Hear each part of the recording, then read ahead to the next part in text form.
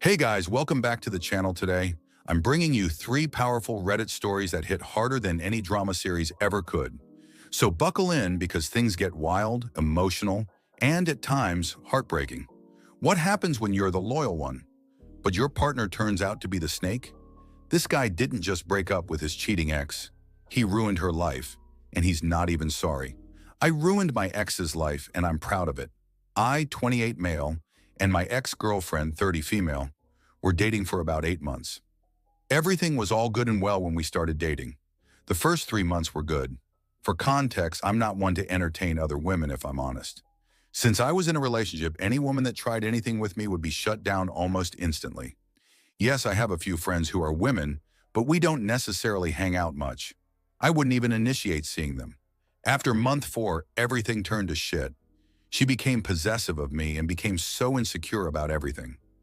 First, it started off telling me I can't talk to them or checking my phone. I let her go with it as I've got nothing to hide from her. I'm an open book. Yes, there will be porn in my search history, but that's standard for a guy's search history. There was really nothing to be of concern from my side of entertaining other women. I'm a loyal dude, so I wouldn't dare to break the trust we had. This was a constant, but to the point of being unbearable at times, where I would be paranoid of her finding the smallest of things. I knew there wasn't anything to hide, but just the smallest things would bring an argument, which I don't like doing. She knew I wasn't an arguer, so she'd use it to her advantage to get what she wants. One day we were at my house watching movies till late. Every notification that lit up the screen of my phone, she'd want to check who or what it is. I just let her proceed, maybe thinking that something happened in a past relationship that maybe we haven't spoke about yet. Eventually, she unlocked my phone and started going through it. She went into WhatsApp, nothing to see there, went through all my DMs on Instagram, Facebook, Snapchat, even TikTok to see who I'm chatting to. Not a single thing was found. I then asked her if I could then see her phone, since she's always going through mine. She hesitated but handed me her phone. Back when we first started dating, she started talking about one of her old friends. For this sake, let's call him A. I'm not a jealous guy, so if you want to hang around whoever, I'll let you. Just know that there are boundaries not to cross. His chat was the first I went through, and there it was. The nudes they exchanged, the pictures and videos of them being intimate, and the message that stood out the most. Next time, come inside me. I'll take a plan B after. I just want the cream in me. I froze when I saw that. I then saw the date when the message was sent. 28 September 2022, 2 weeks after we started dating. I closed WhatsApp and opened Instagram, just randomly scrolling while she looks at me with an uneasy look on her face. I handed her phone back to her with only Instagram open. She asked, "Did you find anything?" I said no. She almost gave me a look of relief and said, "I told you, I'm faithful to you." I just nodded and smiled at her and said, "I'm glad."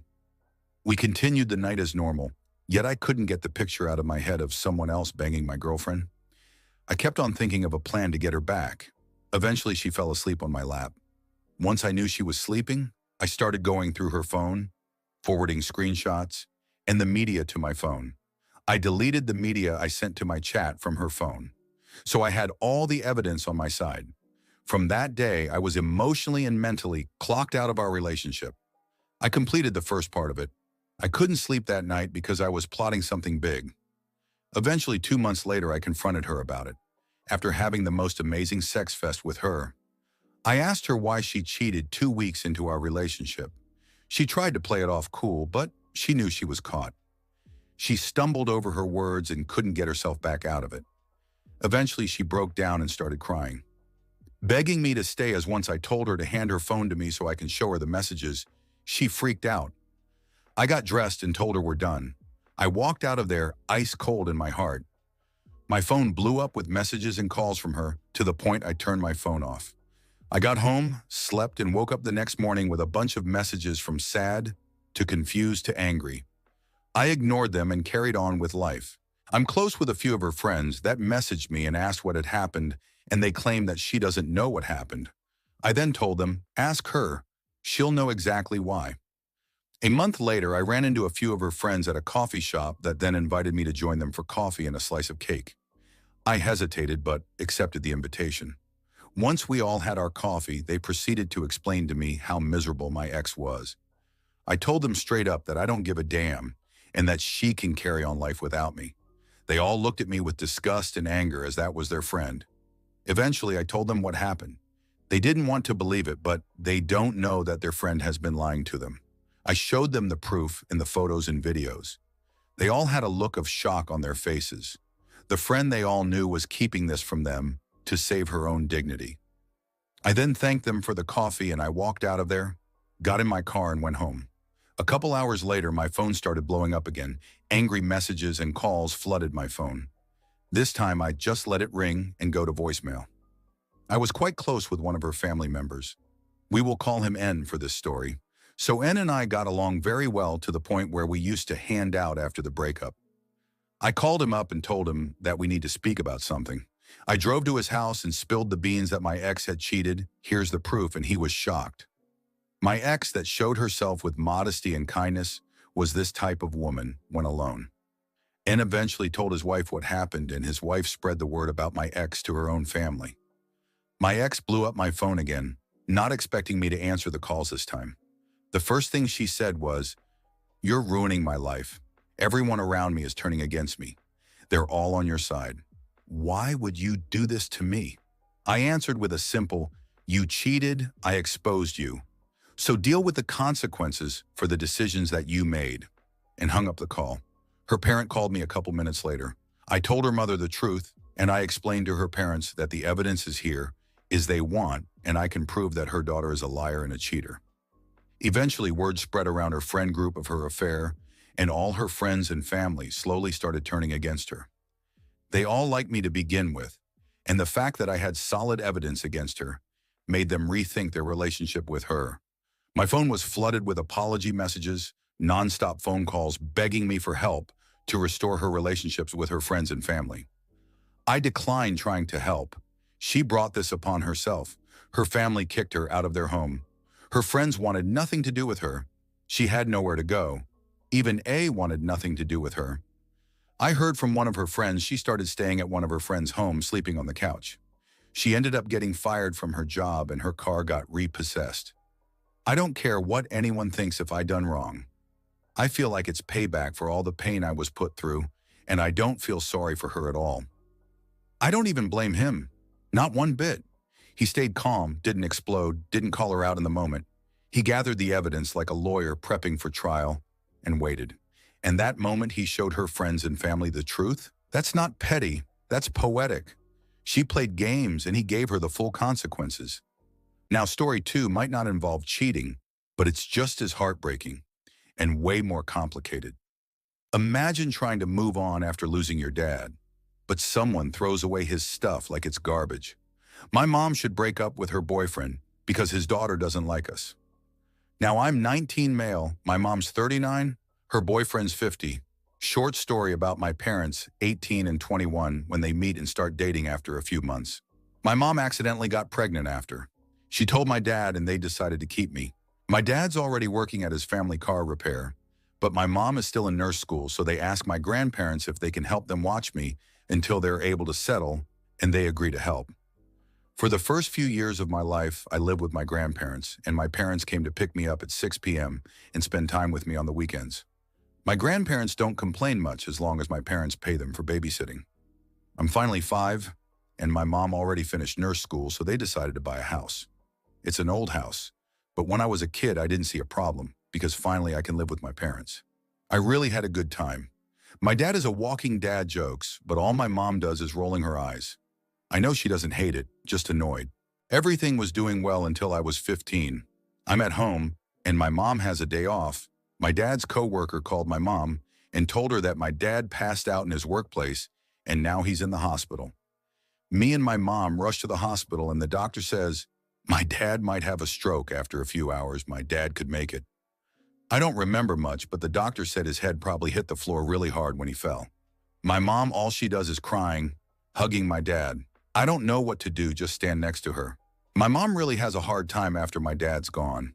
She needed to deal with her emotions and money because insurance refused to pay money. My grandparents try to help my UD in many ways. 2 years later, my mom's getting better, but she still sits alone and looks at family pictures of me, her and dad. It's never easy for her. One day, my mom started taking care of herself, like cut her hair, wore masks up, or even used a perfume. And I know she doesn't like perfume. She looks happier, so I ask her if something good happened. She says she found someone and asks if I can have dinner at his house. I'm gonna call him Alex 50 and his daughter Ann 24. He met my mom at the hospital. She works and he asks if I can get her number and she says yes. Him and his wife divorce and she never come back when Ann's very young. He's a nice guy, friendly, and the most important part is that he takes good care of my mom.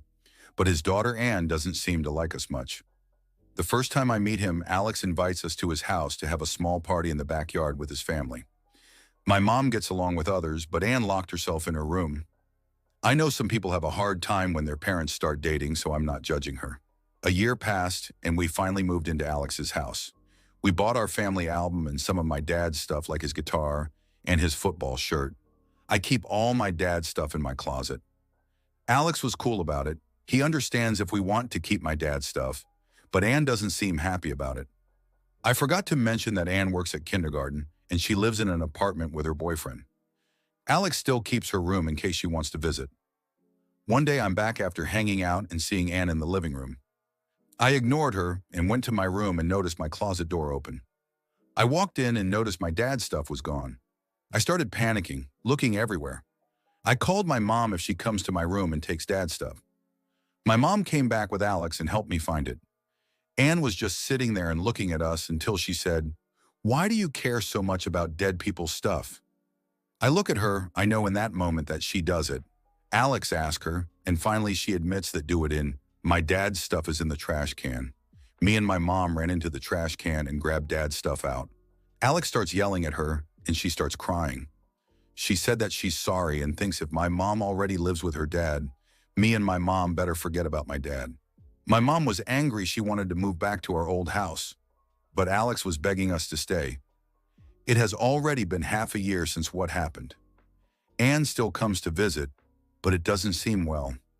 We still don't forget about what she did, about Alex, he was a nice guy, and keep distance with his daughter. I think my mom should break up with him, but I feel bad for Alex. He must be a really nice guy. The only problem in this situation is his daughter. This one's tough. I feel for the guy, I really do. Losing your dad that young and then having someone just trash his memory like that, that's beyond disrespect. Ann was way out of line. And now, for the final story. This one's raw, emotional, and hits close to home for anyone who's ever had a fight with their parents and didn't know how to come back from it. After a rough night, things were said, doors were slammed, and a son walked out on his mom. What followed was silence, guilt, and the question, how do I apologize to my mom? My mom and I haven't spoke for the last 9 days since our argument. For starters, it all goes back to our problem with the house that we rent in. For some unknown reasons, during 12 a.m.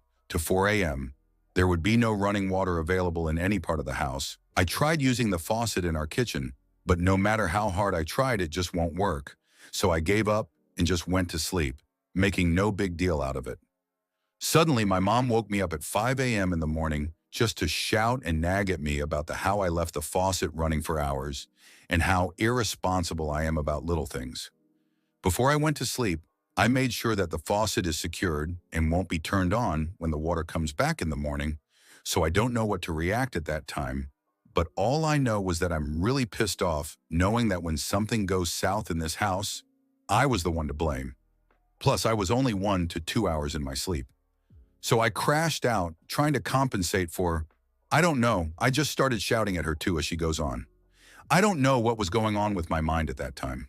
All I yearned for was some good rest because it's only Tuesday, and I still have to make sure that I would graduate in this fucking hell of a school that I don't even like while juggling major subjects and their stupid college-level projects.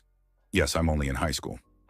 After all of her cussing, shouting, and nagging, I immediately packed my school bag and some clothes because I thought of staying at my friend's house would do me good and to avoid further reasons to crash out.